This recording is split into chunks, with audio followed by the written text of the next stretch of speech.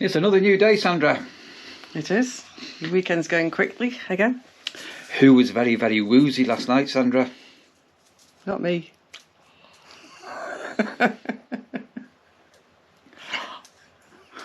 You're giggling again as soon as we mention anything to do with the pub. I got you fits of giggles on my last video. Who was very woozy? Who came in last night, sat on the settee and go, the ceiling's spinning?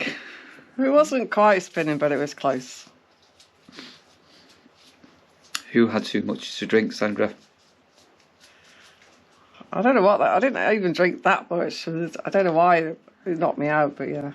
Pints you were drinking, pints. Only 2. And whiskey. 1. And Cobra. I had a couple of sips of that, and I must admit I regretted that. Yeah. So we ended up last night. We went to a pub down the road called the King George, which is our nearest pub within walking distance. So it's it used to be our local. Basically, several years it got new owners and it became a sports bar. So when me and Sandy go out, we like to be able to talk and not just sit and watch television and watch football or boxing or things. So we used to go in a lot, didn't we? I mean, and absolutely. In fact, I've got. Let me just find this here. I've got a photograph of us. It's a bit dusty. Do you want to give that a quick dust down? Sorry. There used to be a it's very dusty. There used to be a landlady before he got taken over. Who we got to know, and she actually. There you go. I don't know if you can see. Yeah, that was one New Year a few years ago, and yeah, she gave us that. Was it New Year? Quite sweet. It was New Year. Yeah. I can't remember. Anyway, so just quickly for a bit of context, the reason why it's a very sporty pub is literally a short walk from Altrincham football ground, so that's why it's got more of a sporty theme. Carry on. Not really. Yeah, really. It used to be a community pub, even when the football ground was there. Where I used to go, I've got pictures of me mooning outside there. Anyway, so Sandra is right. It's right next to Altrincham football ground. So on match days, it's full of fans. But obviously, as far as the pub goes now, they've got to get punters in, and so when there's a football match on, it is busy. So we went in last night. There was I don't know, was it Argentina against Mexico, something like that. Yeah, there was a dozen people in. Television's on full blast, and we were going to vacate and head into Altrincham, into town, and then the football finished. And then it was quiet. We went, it went really, really quiet. People started to leave the pub. Next minute, or 10 minutes later, boxing comes on full blast, and there's nobody in the pub. And then there was only us and I think 3 other people. And in the end, Sandra said, "Can you turn the TV down?" And, at least in our corner, because there's nobody there anyway. Yeah. So he drove out there. It was a menace. Anyway, but we had a few beers last night. But once they got rid of the boxing, there was a bit of reasonable music on. That was all right. Yeah, jukebox was all right. Wasn't on too loud. But the thing that really put us off was several years. It must be several years ago. We went in one particular day, and the pub was busy. We got somewhere to sit. And they got the football match was on full blast, and they also had the jukebox on full blast at the same time, and you just couldn't hear yourself think. Anyway, that's us being grumpy. So we normally go into Altrincham for a drink, and say we know some people who own bars and things like that. But you wanted to tell a story then, didn't you? Well, the rose petals. Yeah. So well, hang on. Show us the rose petals. So just before. Well, this. What's that? It's preserved incredibly well. Sorry, there's you can see them there anyway. So I kept these rose petals because there's a bit of a story. So it was the last night that anybody was allowed to go in a public bar before the big COVID lockdown. Do you remember there was that one night and the bars were told they had to close? Was it the next day or the next night or something? And our friend Barry, who's got a bar in Altrincham, we went to have a last drink, didn't we? And you gave me a rose, and then you went away to Northumberland, and then you got locked down in Northumberland. So I'm very romantic. I gave you a red rose, Sandra. Everybody says I talk too much. You talk over you, and I'm not romantic. I took you out last night. But the amazing thing is, like, the petals stayed preserved, and that's from 2020. Look at that. So that night in the pub, it was almost like Armageddon. It was like the end of the world. There was no notice, and literally on the 6 o'clock news, it was something like, from midnight tonight, the pubs, you've all got to close. And we went in, we had a few beers, there was dancing. There was literally tears, wasn't there? Because we didn't know what was going to happen. But yeah, it's still a bit of a blur for me because I'd already had COVID by then. I had it early doors, so I was about 2 weeks on, so I wasn't infectious anymore, but I was still a bit wobbly. Not with the drink this time, just with the COVID. Right, anyway, so I'm sorry we're still a day or so behind with videos and all the rest of it. You'll have to excuse that. It's just the way I'm doing it because I need to edit in the evenings and things like that, so they're a bit mismatchy. So today's Sunday as we're recording this, and we're going to do a couple of things today. We're going to clean the chimneys, which we'll show you. So I'm actually going to sweep my own chimney.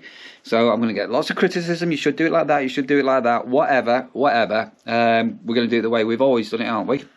Well, we always manage, don't we? We haven't killed anybody yet. So. No. And we do have, just come to my house here. Yeah, you have to have your carbon monoxide detector. So it's by law, you have to have a carbon monoxide detector, and by law that carbon monoxide detector has to be working. So when we have our gas boiler serviced each year, part of that service with the gas people, they actually check and certify off the carbon monoxide. So we've got carbon monoxide detectors, but I'll show you our log burner. We've had this for several years now. We got this when Hannah started her first day at school at Green Lane. She was 11, 12 years. It needs a bit of TLC, to be honest, but anyway. Yeah, anyway, we'll give you a look at that. So we're doing that. I've got my daughter and grandson coming over for a late Sunday dinner, about 4 o'clock. So I've got a big piece of pork in the oven at the minute cooking. Probably enough for 10 people, but enough for 8, it says. So we're gonna have pork for the next few nights, and I've got a pan of spuds soaking in water. I'm going to boil up for half an hour for roasties and vegetables. Anyway, that's all prepared because Sam's been out this morning. Yeah, sorting out my side lights on my car. So Neil could have done it, but we've got a long list of jobs today, so I just took the decision to do How much did it cost? I got a £5 off. How much did it cost? £15 to change a light bulb. £15 to change. I said two bulbs. £15 to change But 2 light bulbs. I would have done it for free. Time is money, though, and we have a lot of other jobs to do today. So. Right, so we're doing the chimney, and what else are we doing today? Well, we've got to Kayden proof the ground floor of the house. He's going to have great time pulling all them off. You must realise that. Got coals. Lights going stuff up. All on the floor. Lights? Oh, you're here. You can all steady the ladder. Now? No, after the chimney. We had talked about chopping wood as well. I've chopped the wood. Oh, I've got wood. No, I've got big wood. Yeah, that's not going to be today. No, I've got some tinder together. But anyway. Speaking of which, I think somebody's been digging up your hedge. I noticed when I went out. Somewhat. Or something. Oh, we've got a fox. Sorry, Yeah. we've got. Could be the fox. Our cameras are picking up. They're all a bit wibbly wobbly because I think something or someone's been digging in the ground. So yeah, our blink camera. We've got blink cameras now, which give an alert when we've got activity. So we've got cats in the garden that we're aware of. So it could be cats digging for poos because it's soft soil, and we've definitely got foxes. But we can compress that down with a pair of wellies. And I also noticed you've put grass clods on top of my border, which I don't want grass in my border. I have indeed. Did you watch the last video and explain what all that was about? You do it every year, Neil. I've spent ages getting the grass out again. It's such a pain. The last time I planted hedge was about 3 or 4 years ago. I don't do it every year. You dig up random bits of crap and dump it on the borders. You do it every year. Anyway, right, enough of us waffling. And sorry.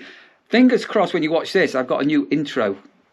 There's a bit of a story behind it, yeah. So I was going to do a sound effect of a whoosh when it comes on for the 8 seconds. And I've actually done some music. Let me know what you think of the new intro. The question for the comments can be, why is it I before E except after C except after N? As in Neil, N-E-I. As in Neil. N-E-I-L. Why is it, like that? Because I'm special. Caused a bit of consternation, didn't it? Right, we're going to prep up and get some bits and bobs out for our log burn. I'll sort of take you on the journey, and I will try not to get caked in soot. Fingers crossed. Right, so this is our log burner, and what we're going to do is I'm going to dismantle it. So we've got a second smoke chamber on this. It's a DEFRA approved burner. So it can burn coals as well as wood. So it's what's called a multi-fuel burner. So we're going to take everything out, disassemble all of this. This is going to be really, really sooty. Then we've got a inspection hatch here. We're going to undo this. we're going to put a tea towel over there, and the chimney brush is going to go in. And then once I've pulled everything out, we'll use a conventional hoover, Henry, to sweep up the bits. And then because Henry can get knackered basically with all the soot that's going to be the chimney, we have a special secondary soot sucker. This? What? A soot sucker. What? Do you want me to say it again? Yeah. Soot sucker. One of them. And then we've also going to give the glass a clean. This. I'm not going to touch this. This is going to be very sooty. But that's all going to be wiped off. And the rope which forms the seal, this stuff here, was replaced the last time we did this, which was over a year ago. We normally do this twice a year, but we've only done it once in the last year. So that rope seal was replaced. There's a gasket inside here we may need to replace, and then you have a special heat-proof rope sealer if anything goes wrong, and a set of Allen keys to open up the inspection hatch. So what I'm going to do first, I'm going to we're going to move the dog's bed so we won't get covered in soot. I'm kneeling on the dog's bed. I'm going to take everything out and lob everything into the kitchen. Then we're going to do the Henry Hoover before we do the sweep. So that's the burn chamber at the top out, and I'm now just going to take the fire bricks out. So we did replace these fire bricks as well probably 2 years ago. So these were new fire bricks. So if you are doing this and you're looking after your own log burner, keep an eye on your fire bricks, because when you're jabbing it all with your poker and all the rest of it, they are easy to get broken. Sorry, Rasha. I think I've got an old one that I've kept here, but that's a spare side that's intact if needed. Right, so that's the inspection cover off here. So we're going to give that a wipe down in the sink, and we're now going to use the Henry to hoover all of the stuff up here. We're going to hoover the frame here. I know the glass has got some damage on it, but that's not it doesn't need replacing. It's not broken or anything like that. It's a piece of that's a piece of coal that's got red hot against the glass, and clean the door. So we'll do that next, I think.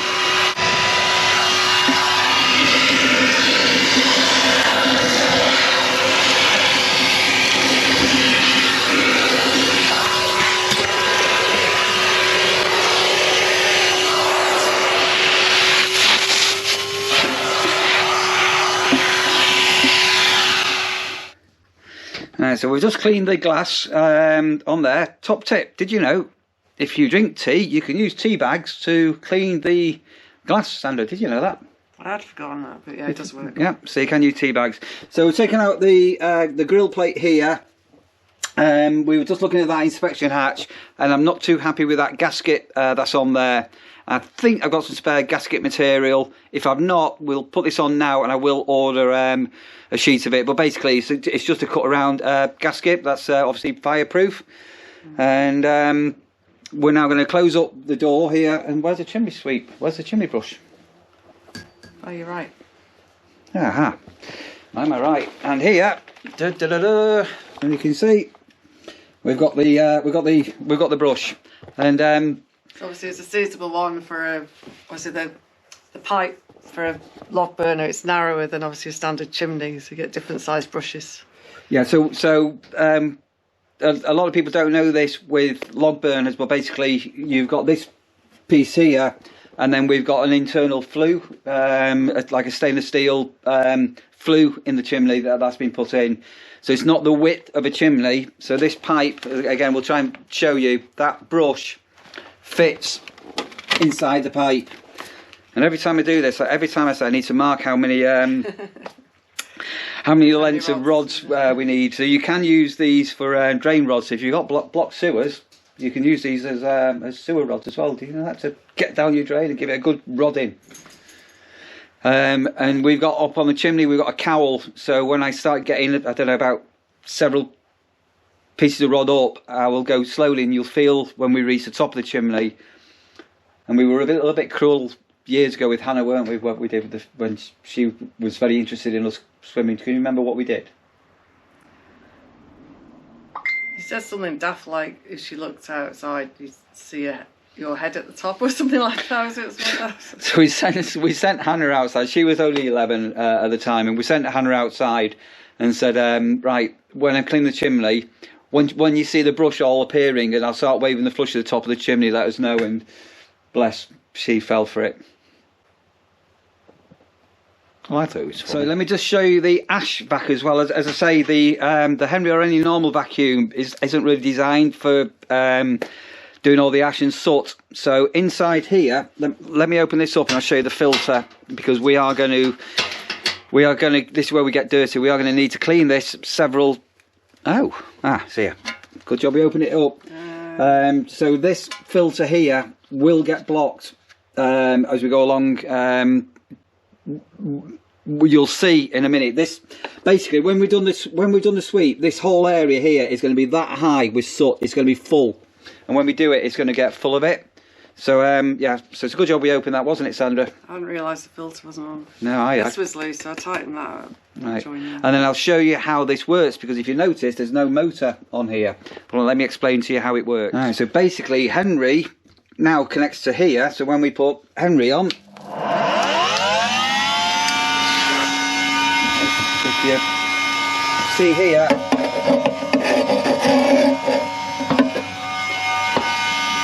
so that's why that hasn't got its own power. You need to put a secondary vacuum cleaner on it, Hoover, whatever. So the other thing I'm now going to do is I'm going to find some masking tape, which I've got somewhere, and I'll just show you another thing we do.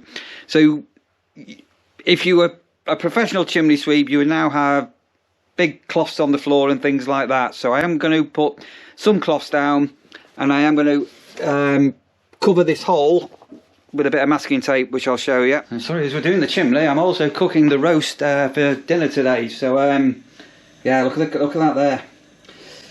So that's been in an hour, another hour and a half to go, and that's going to have lots of crackling. Will I dare eat any of this? I'm petrified of losing a filling. Right, so I've got a dust sheet down.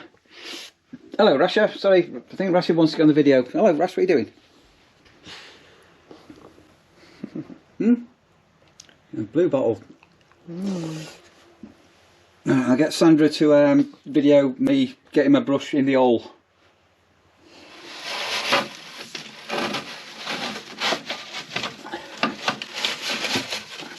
Alright, so I don't know if you can see that or not, but that's the brush gone up, so that's flexible. And this isn't probably pulling out. I'm going to go and get a light in a minute. I'll just show you what's going on behind here. Just flick that off a sec, Sandra. This so you can see. I'm trying to hold the light so if you can see everything coming down? So that's why I've got the that's why we've got that over, just to try and stop any of the ash. And as I say, what's going to happen is this. Look at that already. That's yeah, that's we've not even started. Okay. Happy for now? Yeah. So there's just lots of rodding now, to be quite honest. Pardon? I'm going to give it a good. I'm going to give it a right good rodding. So when I'm rodding, it's not a case of just pushing up, but I'm going to be turning this like in a screw effect, going up. When we reach the top of the chimney into the cowl, I'll pull it down the other way around, and as I say, there is going to be a lot of soot's going to come down. And as I say, this will give a slightly better burn, so I'm right into the sunlight. This will give a slightly better burn for when we've got the log fire in use. But when you're burning wood, you've got to watch out for the bitumen that it's causing, and the creosote. It's just the creosote, isn't it, that wood produces? It's like the oil off the wood, basically, what can cause your chimney to catch on fire. I think it's the resin, actually. Creosote would be if you were using wood that was treated with creosote, but if you just... Yeah, especially pines and things have a lot of resin in. Yeah, so sticks, so don't burn. We have been burning some conifer here that we inherited sometimes, but don't burn conifers or pine in your chimney. Just don't burn that stuff. It's super horrible. Basically, do not burn it. Small amounts. teeny amounts, but yeah, so you'll see somebody will pull down a conifer tree, and you'll see people chopping it all up and putting it into the log burners. That's a no-no.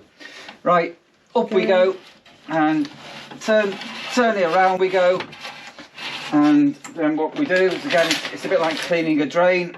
We're just going to attach another rod, and I'm screwing up. I would normally be vacuuming at this point. It's relatively well contained. I'm going to stop filming because I want to see what's happening under there. Right, so I've just reached the top of the chimney now with the rods, and as I've been going along, the soot that's been coming down, Sandra's been hoovering. So it's a mixture of bits and some very fine dusty stuff, so just try and suck it as much as I can up as Neil's going along so we don't get it all over the house. No, but look at this. So I've not opened this yet, so I don't know myself how bad it is, but this is what we're going to be up against shortly. Let me get a light in there. Very good, we should grab some of that before we carry on first. No, we can't do the usual. We'll finish off. So as I say, that's the dust sheet we've got down. The door's not even shut now. Right, okay, we're just going to do the door where I've opened it. So just there.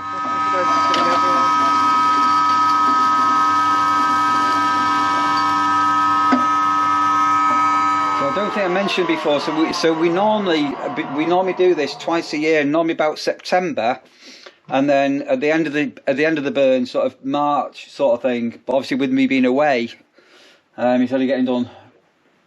This was a year or even 18 months ago, to be honest. But I will probably give this a sweep in February before I depart, and then obviously we've got the December, January, February burns off it. I'm looking a bit like I could dress up as a chimney sweep and start doing weddings. Do people still get chimney sweeps to go to weddings? Apparently it's a growing trade.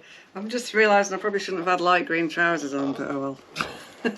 That's the way the mop flops. Right, so I'm at the top of the chimney now. So what I'm now going to do is I'm going to start pulling the rods down, giving it a twist anti-clockwise, and there's going to be a deluge of soot now that's on top of the brush that's going to come down with it. Right, so I've used 7 rods plus the one with the brush on, so I'm coming down now. So in total it's 8 rods including the brush, and I'll guarantee we'll forget this next time. So you've got 8 down there. Sure, count again. 1, 2, 3, 4, 5, 6, 7, 8. Sorry, 8 plus the one with the brush. So 9 rods in total.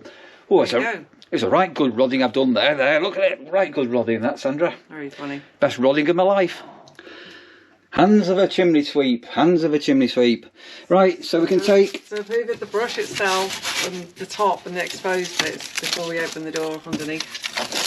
So we can take that off for now, and here we go. Put a light on, and you'll now see. Can go this very, very slowly. Not too bad. So that is why you need to give your chimney a sweep, because that is all a coating on it, and some of this can be inflammable as well. But what I'm going to do before I sweep that now, I'm just going to very quickly open this up and just very quickly check the filter, because this will. It's still sucking, okay. It's pretty bad, but we'll go a little bit. We'll go a little bit.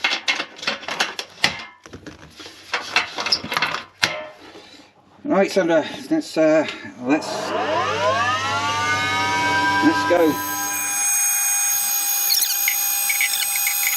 Right, so we've just stopped. We are going to give this filter a clean. So what are you saying then?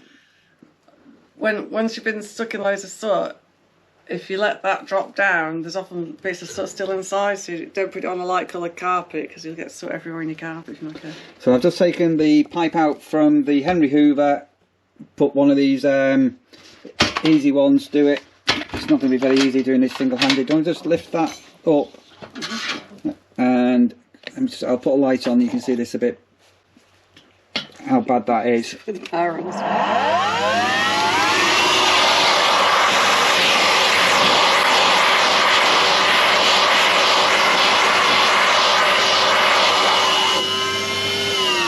So I'm not going to, I can't film this because I need 2 hands. I'm going to take this physical filter off now and get a lot of the soot off the filter.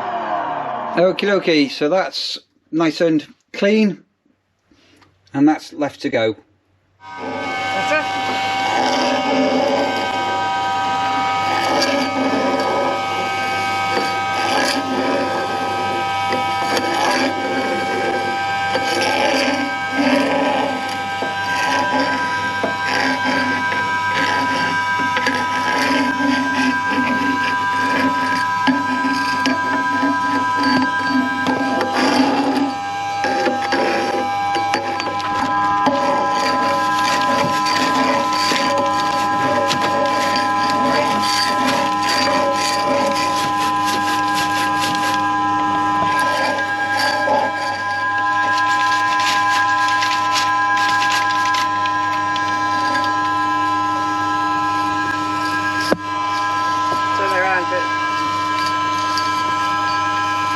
Losing a lot of bristles on that. I managed to get new brushes.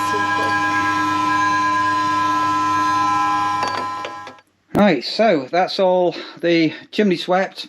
I got cobwebs up there, Sandra. Alright, so I am in luck. So this is like the gasket material for here. So what I'm going to do now, we are going to, you can see there we cut one out in the past. We are going to get a pair of scissors and we're going to replace the gasket what's on here. This is a bit grim, if I'm honest. So I'm just going to take off this bar, get this into the sink, and then we're going to cut out a clean gasket for this. Right, so that's the old gasket. I've just been to the sink. Sorry. And removed.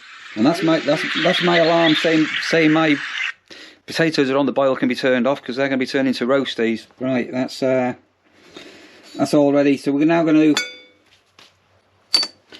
use this as a bit of a template. Go slightly bigger because we can always get a Stanley knife and cut around it. And I'm going to let Sandra do this chore. Over to you, Sandra. So that's marked out, and if we cut this bigger and the gasket is actually bigger than the plate, that's fine. It doesn't matter. Cosmetically it may look a bit untidy, but it doesn't matter. So over to Sandra to cut out, and I'm just going to give this a quick wipe down. Right, so that's in place. So we put the bracket, so this bracket it later goes into here and tightens up with the Allen key, and I'm just going to get Sandra now just to basically give that a trim. And that's that's a brand new gasket. So it's really important, don't mess around for the sake of a couple of quid. If you're doing this yourself and you spot that gasket is a bit knackered, or your rope around your doors is frayed, or the door isn't sealing right, that's where you get your carbon monoxide being released from the fire, and you really don't want any of that. You need the good upflow in your log burner. Okay. So it doesn't matter that being a bit big. That's just cosmetic. So I'm now going to go and put this into place.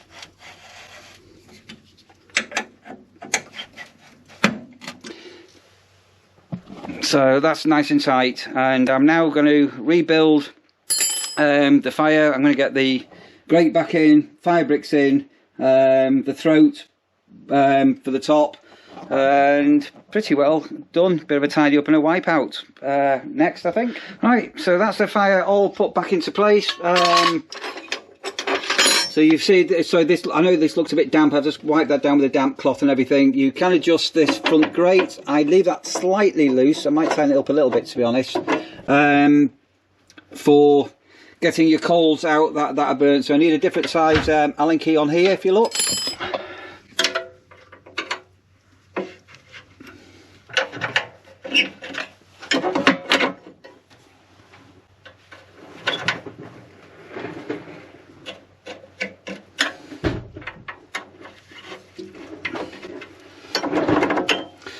Right, so that's nipped up, and what I'm going to do now, I'm going to put my Allen keys away, and I keep all my little log burny stuff in a drawer, safe. And what I'll do for next time, I'm going to order some a spare gasket for that seal there. So I was lucky I had that in I was carrying that. Right, so I'm going to drain off me. Can't we just donate it to a dog charity? You can do. I'm going to drain off these potatoes now. They've probably been going a little bit longer than they should be. let them drain off because I'm actually going to roast those for an hour or 45 minutes later. Oh. And let's have a look at this joint. This is let's have a look at the crackling on this. So that's been in for just getting on to 2.5 hours. Put the heat up for that extra that last 20 minutes. Get that pork crackling going. So I might you can even peel off that crackling now and actually separately bake that if you want to. So I'm going to decant that out of the baking tray onto a plate.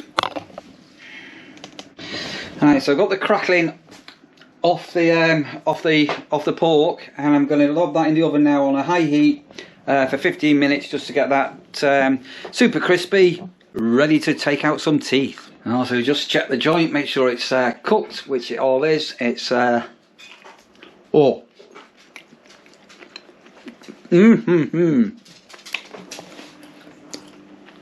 absolutely lovely that. Right, outside Christmas things, we're going to unpack. It's my dry box. I've got a electrical cable that I've installed. I've got outside sockets outside, waterproof sockets that I've fitted. Oh, I don't know how many years ago, many years ago. So I'm going to get everything out of the boxes now and get ready to start putting things into the garden. So we've just checked all the lights are working. So do you remember the olden days where at this point in time none of your lights worked and you got dead stressed out? So these are inside windows and these are all going to go outside. So these are going to go on the gutters, these are going to go on the trees, and these are inflatables. This is my dry box where everything all connects in. So I need to get some ladders. I've got the gutter mounts that are there. We've got the inside sucker mounts are ready to go. So this shouldn't take too long. And we've got big baubles to hang on our holly tree as well. There goes my alarm. Let's go and check the crackling. Right, and that's the look at that there.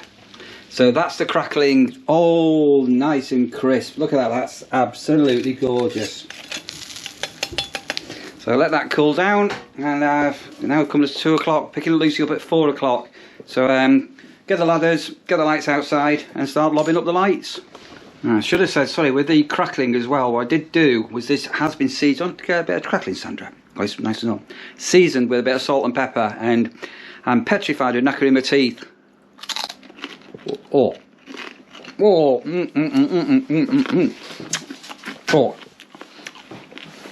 that's good.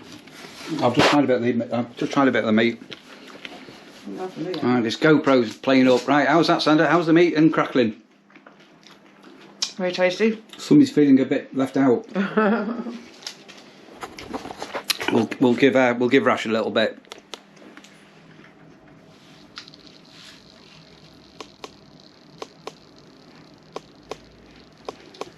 Right, so that's the Christmas lights all put up, but we've got a bit of a problem with our snow globe, haven't we, Sandra? Yeah. Snow globe's not snow globing, it's died. I need an inflatable urgently. Help, where can I get an inflatable? Right, Santa. So we normally have the inflatable Santa here. Snowman there, so there's all lights all around, there's all lights on the holly tree. You'll see later when it's dark. Connor's putting up some baubles at the minute. How are your baubles, Sandra? Hi.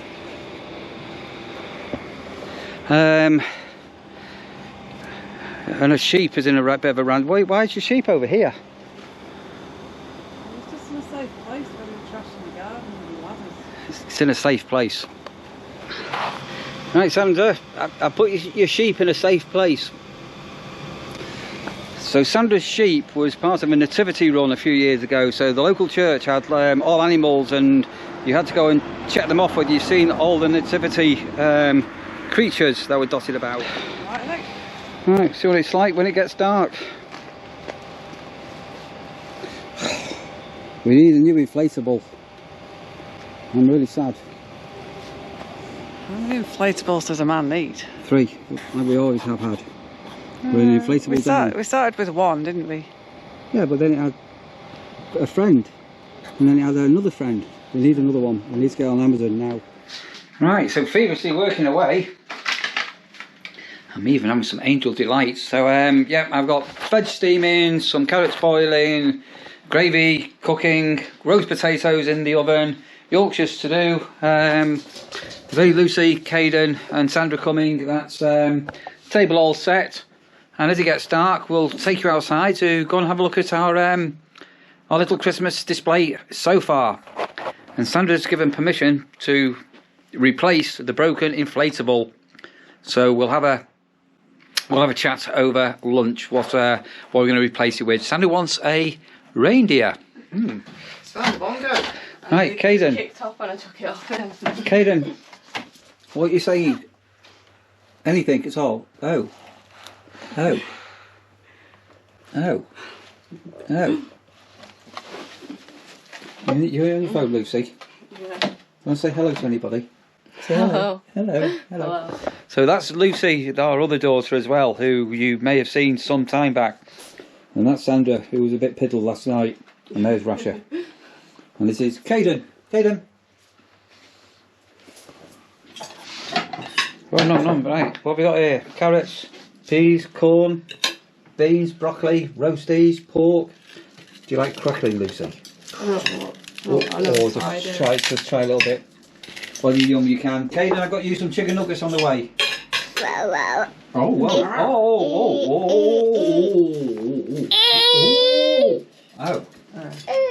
Okay. Very crispy. Right, we are now the proud owners of a reindeer. Well, we will be on Tuesday, Sandra. A 6-foot high reindeer. Are you happy with that? Kayden, we're going to have a reindeer. What do you say? Wow! Wow!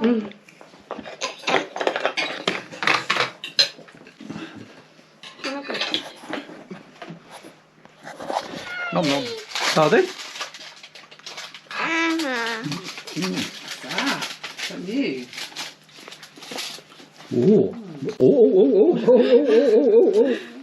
Oh, right, okie dokie, there you are. There you are.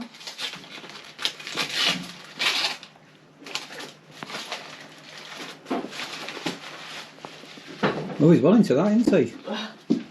Oh, Kayden is enjoying the angel delight. Eating it now. Did you try it, Lucy? What? Did you try it? No, I've not tried it yet. Go on, try it. Let's get you on camera. This Lucy's first butterscotch.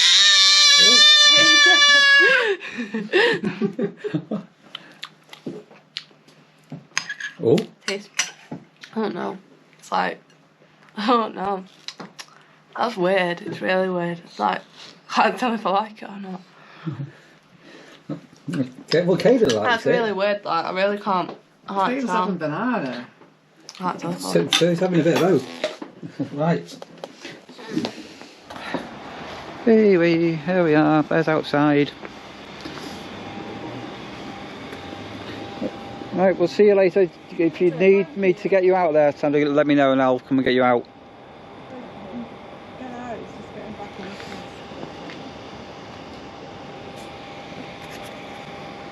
Right, busy day, but quite a nice day, nice tea. Very and very. Good to see Kayden and Lucy. Yeah, it's been a while actually, even for me, so good that you made it over. Right, nice piece of pork and everything. Right, so we say goodbye and catch everybody on the next one and things like that. Did you spot what you missed? Well, the apple pie. No, when you were washing up. There's always something. Oh, don't know. The angel light beaters. Nah, I couldn't get them out. I didn't know they worked. I didn't. I'll miss show you them. another time. Very good. Right, Joe, we're going. So, yeah. We'll catch you all on the next one. Sometime, yep. Yep. Got very quiet, Sandra. It's been a very busy weekend. I've got to work all week as well, so that's going to be a challenge for me. She has. Right, Joe, we'll catch you on the next one. Look after yourselves, guys. Don't forget, if you've not already done so, feel free to subscribe down there below if you wanted to, and leave a comment. We do like to read what you have to say. Look after yourselves and see you on the next one. Bye. Bye. Bye.